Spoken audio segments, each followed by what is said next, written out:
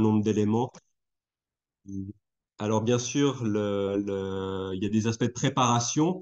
On, on le fait aussi aujourd'hui d'une certaine manière avec cette présentation-là. Et puis ensuite, et c'est là qu'on va discuter un petit peu des différentes entités, il y a tout ce qui concerne la centrale d'appel des urgences, les sauveteurs, les first responders. Ça, c'est bien sûr vous avec des liens des liaisons assez importantes entre le 144 et puis les sauveteurs first responders et bien sûr ensuite les services de sauvetage, nous les ambulances, le SMUR, et puis ensuite les hôpitaux. Pour ce qui concerne Genève un peu plus spécifiquement, dans ce qui concerne les prises en charge préhospitalières au sens large. Alors bien sûr, il y a tout ce qui concerne la partie urgence que je vais développer un peu plus en détail après. Et puis, il y a surtout les aspects aussi un petit peu annexes qui sortent un peu de l'urgence, mais qui font partie quand même de la médecine ambulatoire au sens large, avec l'intégration des centrales d'alarme, par exemple de médecine de garde à domicile aussi. Vous avez tous, j'imagine, déjà entendu parler de SOS Médecins, Genève Médecins. Il y en a d'autres aussi pour les entités de médecine de garde à domicile, où c'est plus des médecins traitants à domicile. Et puis, bien sûr, les centrales, que ce soit pour la médecine de garde ou le 144, sont en étroite collaboration parce que et l'une et l'autre, parfois, vont être amenées à recevoir des appels qui peut-être ne concernent pas l'une ou l'autre de leurs prérogatives. Et puis, il y aura des bascules réciproques entre ces différents éléments pour au final amener au patient les moyens qui lui sont nécessaires. Pour ce qui concerne les urgences préhospitalières, alors bien sûr, il y a une partie qu'on ne développera pas ici, c'est tout ce qui concerne aussi les événements majeurs ou la médecine de catastrophe qui font partie également des prérogatives des urgences préhospitalières. Et puis ensuite, bien sûr, la partie admission du patient en direction des urgences et de l'hôpital. Alors les urgences, bien sûr, de l'hôpital cantonal, mais il y a aussi toutes les autres entités des réseaux des urgences genevois, les RUG, avec les différentes cliniques que vous connaissez sans doute, les Grangettes, Honnay, Carouge, etc., qui sont dispatchées dans les différents quartiers de la ville et qui permettent justement d'avoir une réponse graduée à la population. Voilà un petit peu pour les aspects généraux. Maintenant, si on passe un peu en revue ces différentes entités, le but là, c'est un peu de vous présenter qui sont les gens qui travaillent dans ces différentes entités, quelles sont leurs prérogatives, leurs rôles réciproques. L'ACASU, donc le 144, quand vous téléphonez au 144 ou quand n'importe qui téléphone au 144 ou que vous êtes en relation avec lui, le 144, les personnes, les régulateurs sanitaires de la centrale sont tous des professionnels de la santé. Le profil habituel qu'on retrouve chez eux, c'est soit des ambulanciers, donc des gens qui ont eu la formation d'ambulancier, je la détaillerai un petit peu plus tard dans la présentation, soit des infirmiers. Leur objectif de travail à eux, ça va être quoi? Ça va être bien sûr, fonction de l'appel, déjà d'identifier le problème et la gravité de l'atteinte pour justement pouvoir engager les moyens nécessaires. Et puis, si on parle bien sûr d'un ACR, engager aussi les first responders, vous. Ils ont différents moyens. Depuis peu, il y a des moyens de vidéo assistés aussi. Peut-être certains en ont déjà fait l'expérience, où le 144 peut, en envoyant par exemple un message sur le téléphone de l'appelant, se connecter à sa vidéo pour pouvoir, par exemple, apprécier l'état de la personne et puis orienter. Et ça, c'est une aide à la décision qui est assez utile pour leur travail.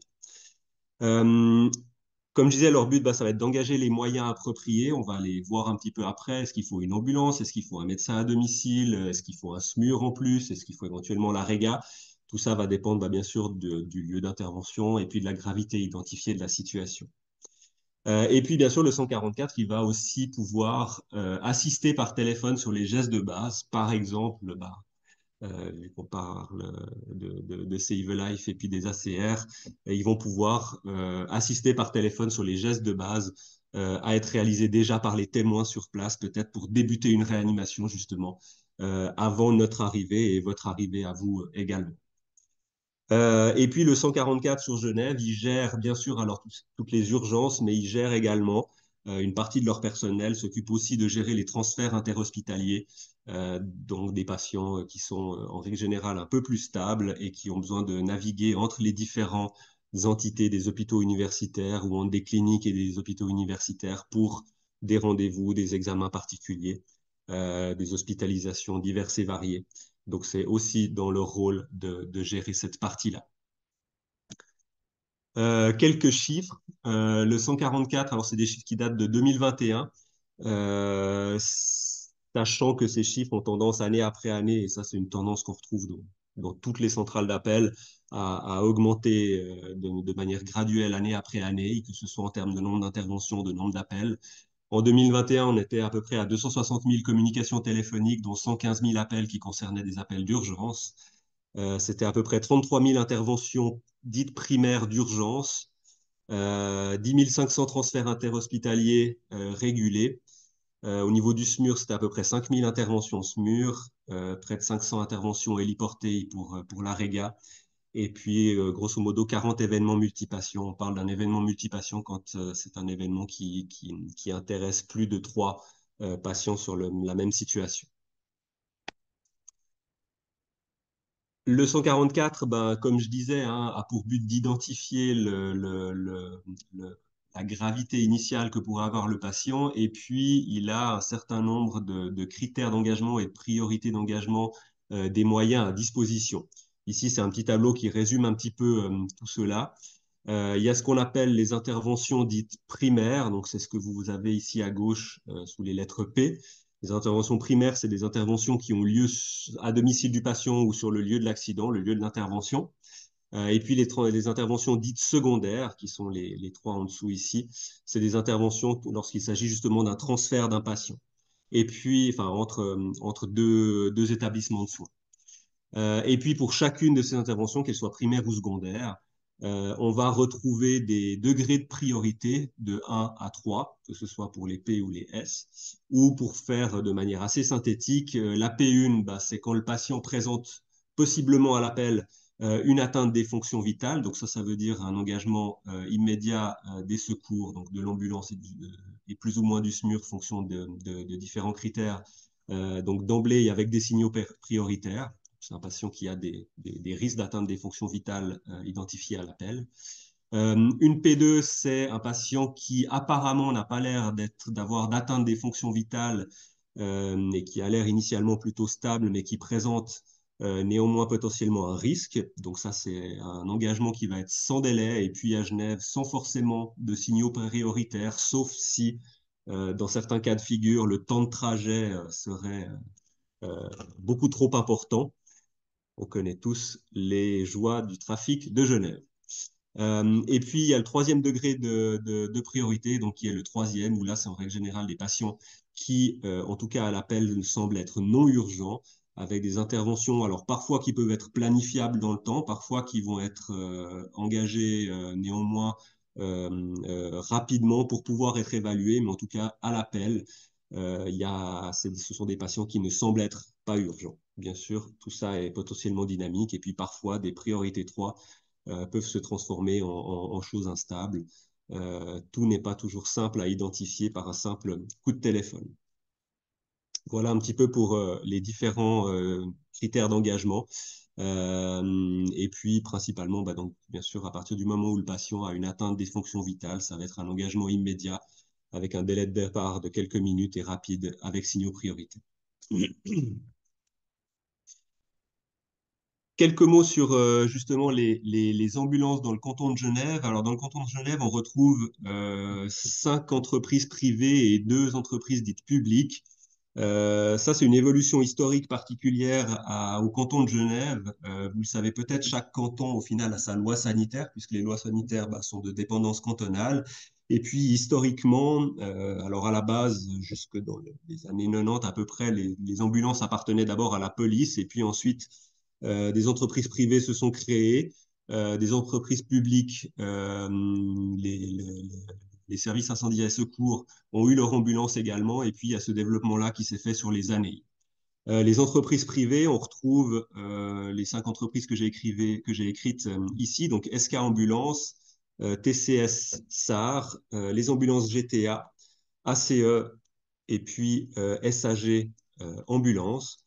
Et puis les 2 publics qui, elles, dépendent donc des services incendie de la ville, donc le SIS, Service incendie et secours de la ville de Genève, et puis le SCCLIA, qui est le service de sauvetage et de lutte contre les incendies d'aéronefs, donc qui dépendent du coup de l'aéroport de Genève.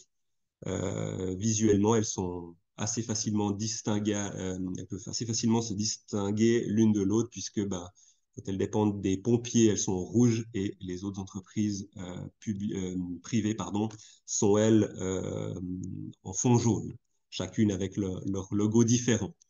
Euh, c'est un développement historique, comme je disais, assez particulier à Genève. Maintenant, dans la pratique réelle du terrain en soi, ça ne change absolument rien, ou presque pour le patient, dans le sens où, hormis certaines prérogatives différentes d'engagement, par exemple pour les pompiers qui vont aller parfois faire des renforts sur des incendies ou de l'accompagnement, par exemple, de leurs pompiers sur les incendies, toute ambulance est fournie en termes de personnel de la même manière et les soins aux patients sont au final exactement pareils, qu'on soit pris en charge par une entreprise privée ou une entreprise publique. En termes de nombre, en temps normal, on retrouve en moyenne, en journée, il y a à peu près 20 ambulances qui sont alarmables par le 144 et de nuit à peu près 11. Ces chiffres sont approximatifs parce qu'ils peuvent potentiellement changer. Alors déjà, parfois, en fonction des besoins de la ville, s'il y a des grandes manifestations, des choses comme ça, bien sûr, bah, le nombre d'ambulances parfois peut être amené à monter en puissance. Ça va dépendre aussi parfois, bah, est-ce qu'on est en semaine, est-ce qu'on est en week-end, et puis que ce soit du jour ou de la nuit, bah, comme je disais, des besoins du canton par rapport à éventuellement un certain nombre de manifestations. Mais en moyenne, on retrouve grosso modo à l'heure actuelle à peu près une vingtaine d'ambulances en journée et autour des 11 ambulances à peu près qui sont opérationnelles la nuit. Quels sont les profils professionnels qu'on retrouve justement dans les ambulances? Comme je vous disais avant, en termes de degrés d'engagement, il y a des degrés d'engagement divers. Ce qu'on appelle vraiment les urgences, ou les ambulances d'urgence. Donc là, c'est quand les ambulances sont engagées en priorité 1 ou 2, donc des patients qui soit ont des atteintes des menaces des atteintes des organes vitaux ou des menaces vitales qui semblent être immédiates à l'appel, soit des patients qui n'ont pas l'air d'être initialement avec des menaces vitales, mais qui sont potentiellement à risque. Dans ces cas de figure-là, on va engager donc ce qu'on appelle une ambulance d'urgence. Et puis dans une ambulance d'urgence, on retrouve deux ambulanciers diplômés. Je parlerai un petit peu après de la formation. Donc deux ambulanciers diplômés d'école supérieure qui équivalent à 3 ans de formation. On a ensuite les ambulances dites P3. Donc ça, la P3, c'est l'ambulance où on va aller chercher les patients à domicile ou sur le lieu de l'événement avec des patients qui, initialement, à l'appel, ne semblent être pas du tout urgents en soi.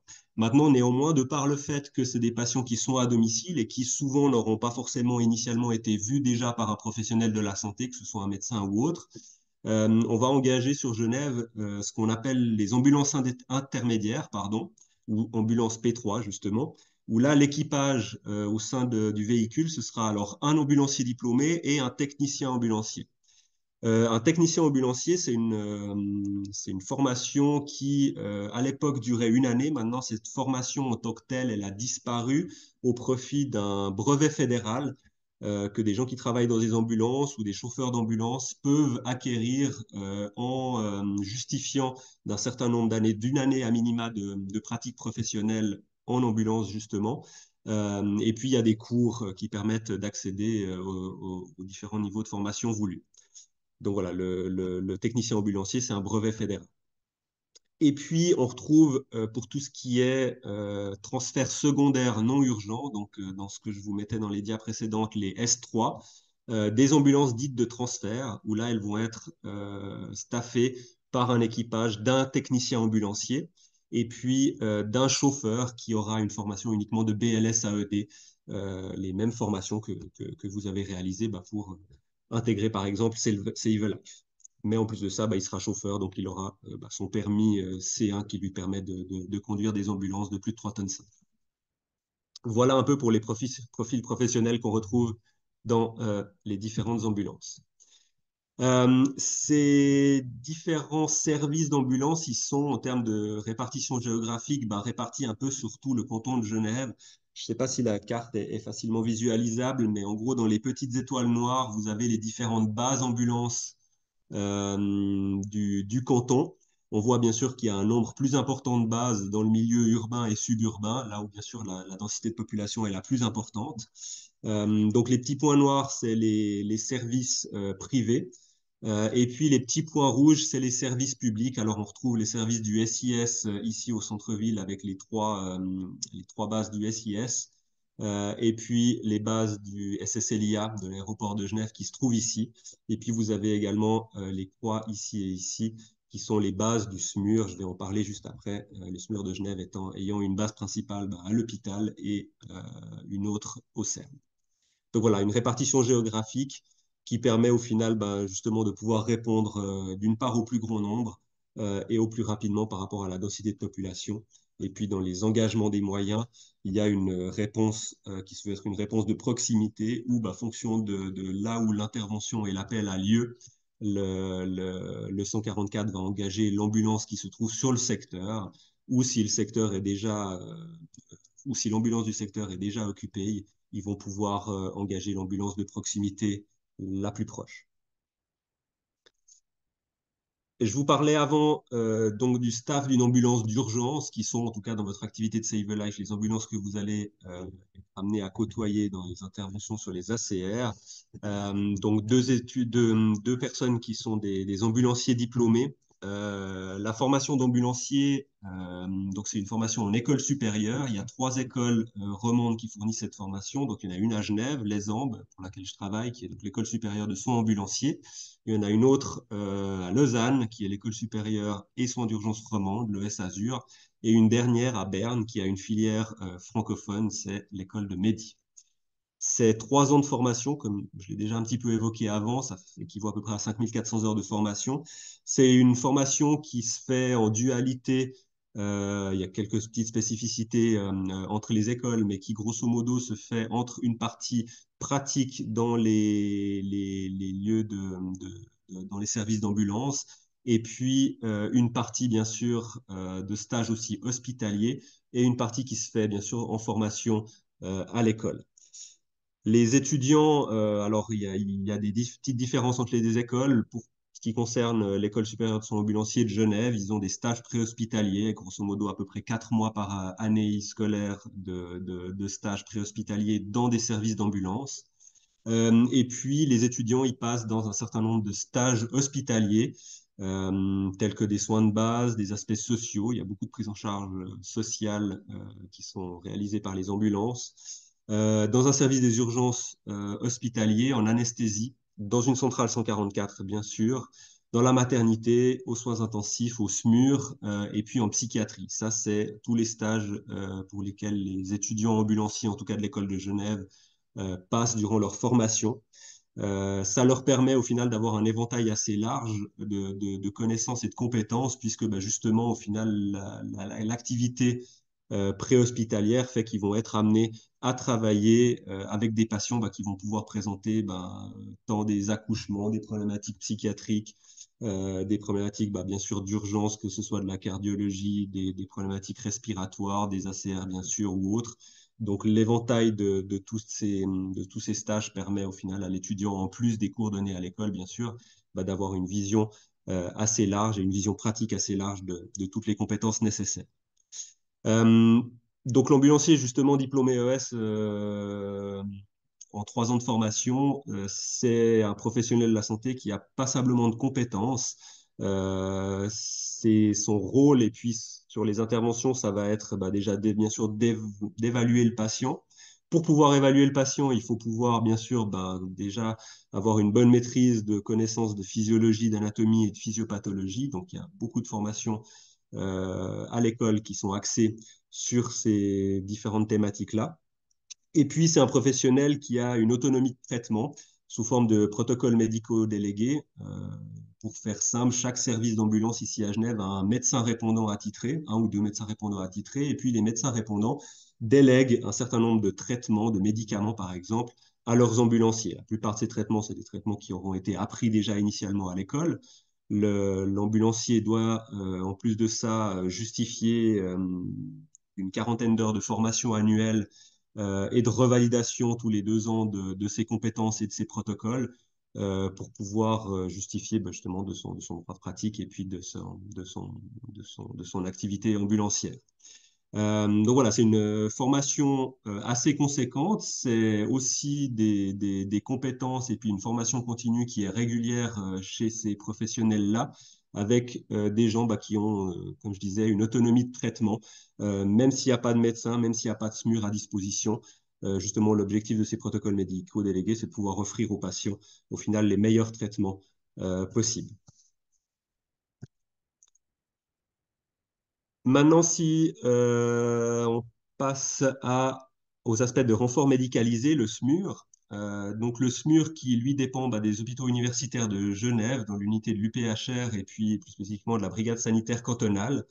Je l'évoquais un petit peu avant, donc le SMUR de Genève, il a 2 bases. La base principale est la base qui se situe au HUG, au sous-sol de l'hôpital, et puis qui est donc staffée H24, 7 jours sur 7. Et puis il y a une deuxième base qui est née d'un partenariat avec le CERN, qui est une base staffée la journée, les jours de la semaine, qui donc se situe au CERN. L'intérêt d'avoir une deuxième base au CERN, c'est bah, de pouvoir avoir un deuxième véhicule justement qui, pour des raisons de proximité d'intervention, bah, permet un petit peu de limiter aussi les temps de trajet et donc d'intervention auprès du patient. En 2023, c'était à peu près 5000 prises en charge avec le SMUR, sachant que le SMUR, bien sûr, intervient toujours conjointement avec l'ambulance, puisque, bah, comme vous le voyez, le SMUR n'a pas fonction de pouvoir transporter le patient. Le SMUR est uniquement des compétences complémentaires qui sont amenées avec le médecin et l'ambulancier à son bord. Euh, Justement, par rapport aux équipages, à l'équipage que compose le SMUR, donc dans l'équipage SMUR, on retrouve dans les premières lignes initiales des médecins en formation. Donc, c'est des médecins qui sont quasi tous issus des spécialisations de la médecine interne et de l'anesthésie.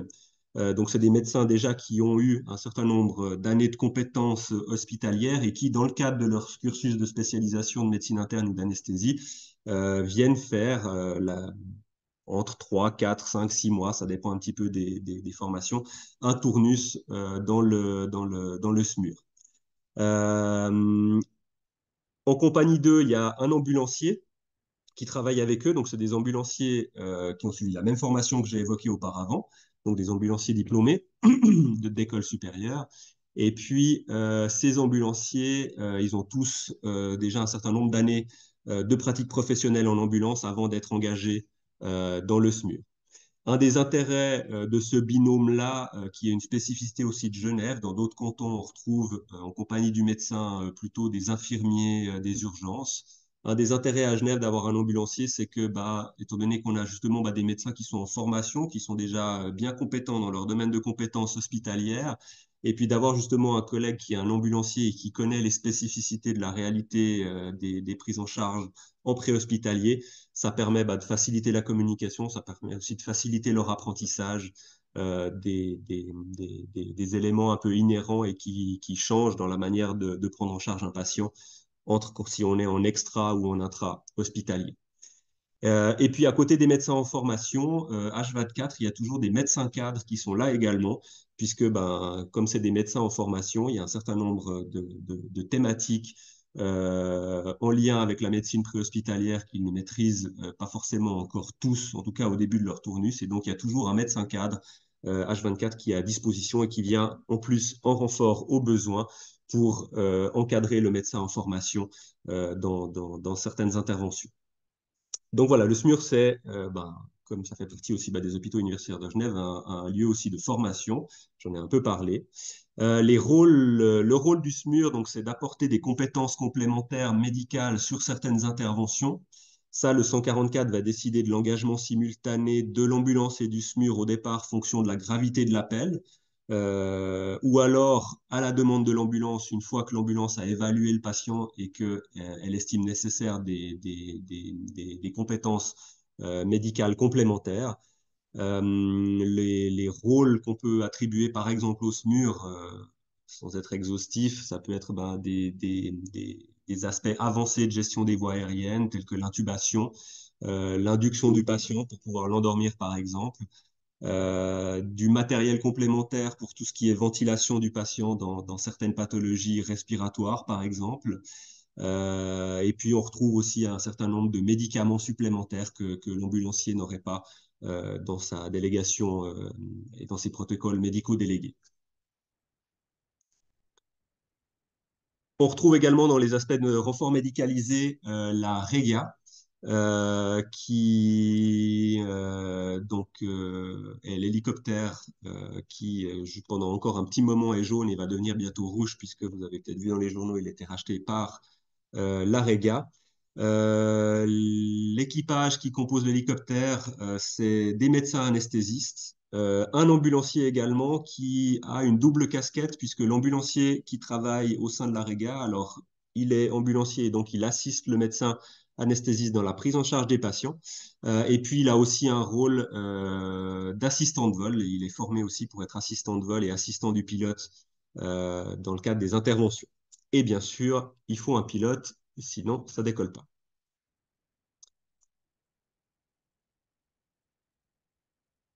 Voilà un peu pour la présentation des différentes entités qui composent les urgences préhospitalières. Maintenant, si on s'attarde un petit peu à des aspects plus de collaboration et d'engagement des moyens.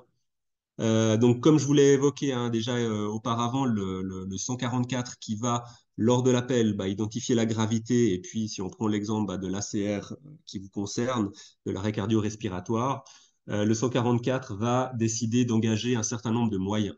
Les moyens, ils vont être engagés ben, sous l'égide de la proximité. Donc, comme je disais, il y a des services d'ambulance avec des secteurs attitrés dans la ville de Genève et dans le canton de manière générale. Ce sera l'ambulance de proximité qui va être engagée. Et puis, si tout d'un coup celle-ci est déjà occupée, ben, par effet de cascade, ça va être les autres ambulances les plus proches qui vont être engagées. De même pour le SMUR, fonction si on est plus proche du CERN ou de l'hôpital de Genève, si on est par exemple au jour de semaine, où ce sera ou l'un ou l'autre qui sera engagé.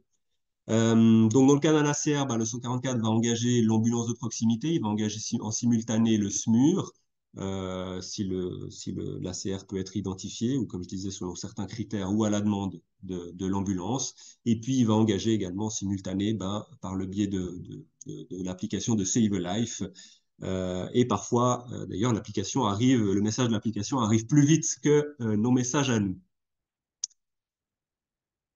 Une fois que l'alarme est donnée, ben, tout ce petit monde va se diriger bien sûr sur le lieu de l'intervention et puis c'est une réalité en règle générale et puis c'est le but justement des first responders, ben, vous allez souvent arriver en premier avant nous et tant mieux, c'est vrai que si on regarde un petit peu le nombre de personnes, j'ai regardé encore ce matin, il y a un peu plus sur le site internet de Save a Life, il y a plus de 2000 premiers répondants inscrits si j'ai vu le bon chiffre noté. Et puis, comme je vous avais dit, on est grosso modo à peu près une vingtaine d'ambulances en journée à pouvoir répondre aux appels. Donc, c'est vrai que même si on imagine qu'il y a même moins de 10% des first responders qui sont actifs et puis qui répondent à l'appel, ça fait vite pas mal de monde.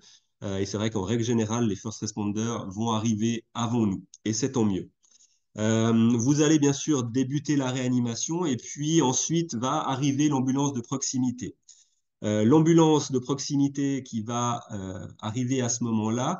Ce qui est important à garder en tête en termes de collaboration, surtout continuez ce que vous faites et continuez ce que vous faites bien. Et ça, je pense que c'est un message qui est important. N'arrêtez pas ce que vous faites dès qu'on arrive parce qu'en fait, vous êtes d'une grande aide et d'une grande utilité. Si tout d'un coup vous êtes tout seul, ça va dépendre un peu du nombre de first responders qui sont déjà là. Bien sûr, bah, reprendre un petit peu la main, mais ne partez pas en courant. On aura besoin de vous après pour alterner les massages, pour faire des massages de haute qualité. Donc, cette collaboration-là, elle est vraiment au cœur de ce que enfin, de ce qu'on va tous essayer de mettre à disposition dans la réalisation des soins aux patients. Qu'est-ce qu'elle va faire l'ambulance et puis les ambulanciers? Dans un premier temps, elle va gérer des aspects de ventilation du patient. Elle va commencer à techniquer le patient en lui posant une voie veineuse, en administrant un certain nombre de médicaments, et puis travailler avec vous à ces aspects bah, de prise en charge du patient. Et puis ensuite arrivera, alors de nouveau, cette succession d'arrivées, c'est un petit peu le lieu standard, mais parfois ça peut se faire bien sûr dans le désordre. Et puis ensuite arrivera le SMUR qui va apporter, comme je disais, des compétences complémentaires. Alors ça peut être des compétences complémentaires parfois en termes de médication du patient, en fonction de ce qu'on peut imaginer être l'étiologie de l'ACR, par exemple. Il va apporter des compétences complémentaires en termes de gestion des voies aériennes, où on va intuber le patient.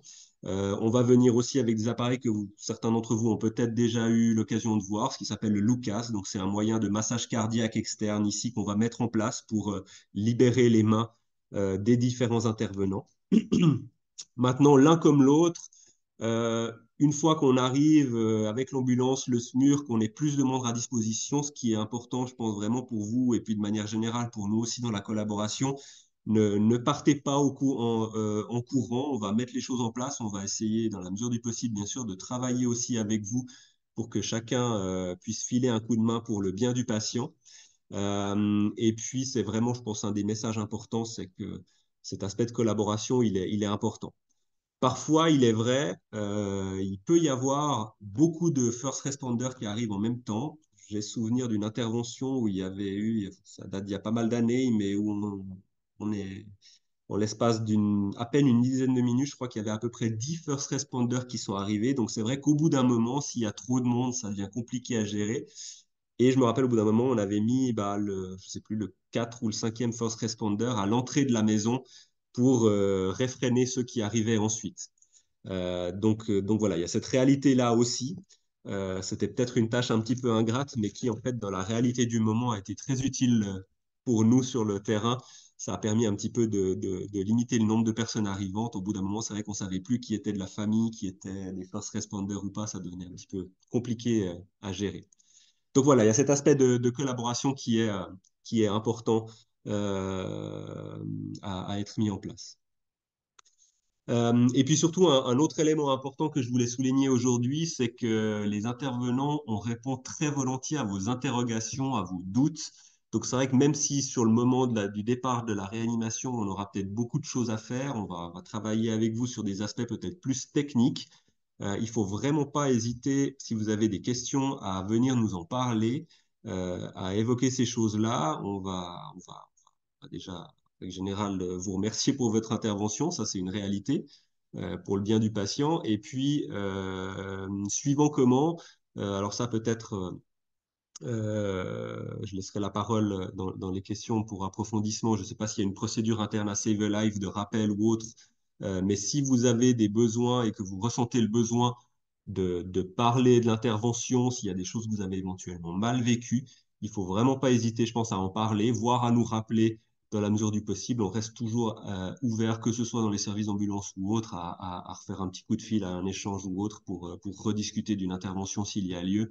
En tout cas, si c'est un besoin que vous ressentez, il faut vous sentir libre d'essayer de faire les démarches pour retrouver les personnes avec qui vous avez intervenu, que ce soit par le biais de Save a Life, qui doivent avoir, j'imagine, des leviers pour communiquer avec la centrale 144 ou d'autres entités qui seraient intervenues. Donc voilà un petit peu, j'arrive gentiment au terme de ma présentation succincte de tout ça. Euh, et puis, j'espère du coup avoir pu répondre un petit peu à votre intérêt de savoir comment fonctionnent les différentes entités qui interviendront avec vous sur les prises en charge d'arrêt cardio-respiratoire, des profils de compétences qui se situent dans les ambulances, dans les SMUR ou d'autres, que ce soit la CASU ou la REGA. Et puis, je laisse la parole du coup à ma collègue pour reprendre la suite par rapport aux questions, s'il y en a, avec plaisir d'y répondre.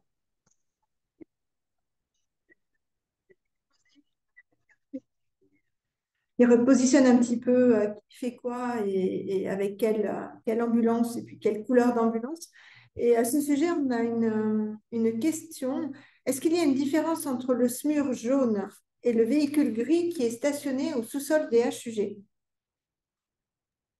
Alors, donc effectivement, il y a les véhicules jaunes, c'est les véhicules qu'on appelle nous de première ligne, où là, effectivement, ça va être les médecins en règle générale en formation, comme je l'évoquais avant avec l'ambulancier. Les véhicules gris, alors il y a soit le véhicule gris version petite comme le SMUR, qui lui est en général le véhicule du cadre, justement, donc du médecin responsable cadre qui vient en renfort s'il y a lieu pour des aspects de formation ou d'encadrement du médecin de première ligne. Et puis, il y a encore un autre véhicule qui est amené à disparaître d'ici peut-être une année ou deux, qui est une petite camionnette grise qui, elle, intervient dans le cadre des événements majeurs, qui est un poste de commandement qui est en train d'être changé et modifié.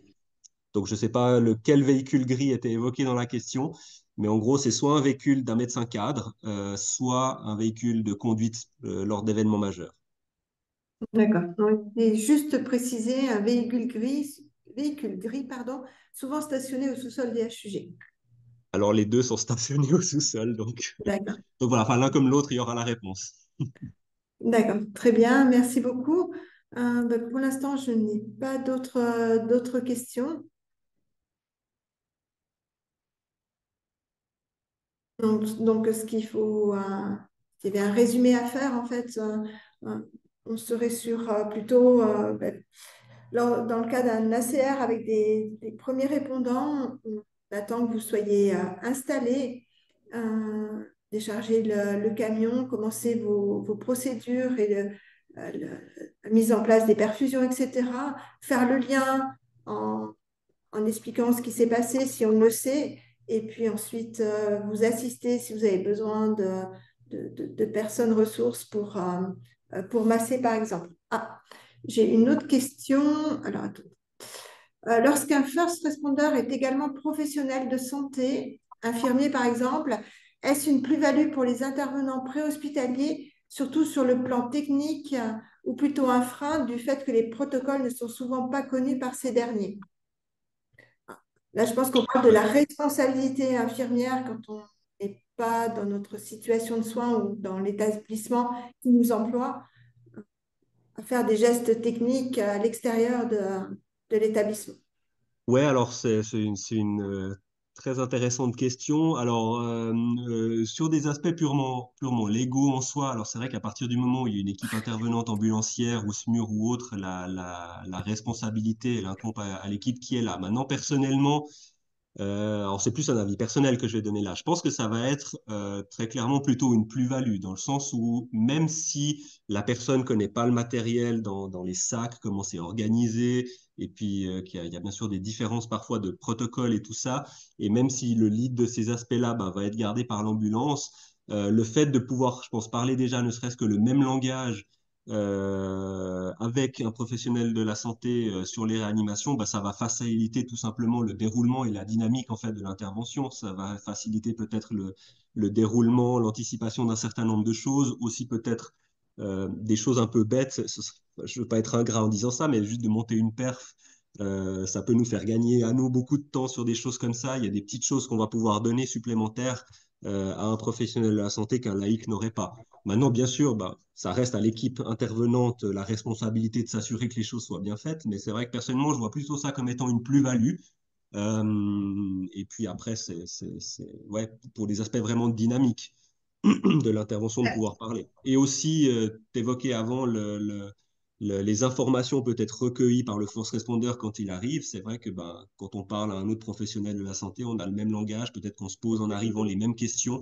Et puis ça permet aussi, bah, en arrivant, d'avoir déjà peut-être le patient livré sur un plateau, si on peut dire ça comme ça, avec déjà toutes les informations qu'on aurait besoin sur peut-être des directives anticipées, sur le temps de no-flow, le temps que le patient a passé sans réanimation, par exemple. Donc non, moi, je vois plutôt ça comme étant une plus-value, personnellement. D'accord, merci beaucoup. J'ai une autre question. Quelles sont les chances de réanimation, donc de survie sur une intervention d'ACR? Très bonne question. Je dois avouer que je me rappelle pas comme ça des chiffres en soi. Je ne sais pas si toi tu as une idée des chiffres. Ce que je sais par contre, c'est que à partir du moment où il y a quelques années le Save a Life a été implanté, ça a quasiment doublé Mm. les taux de survie à Genève, comme dans à peu près tous les cantons en fait qui ont mis en place ce type de first responder.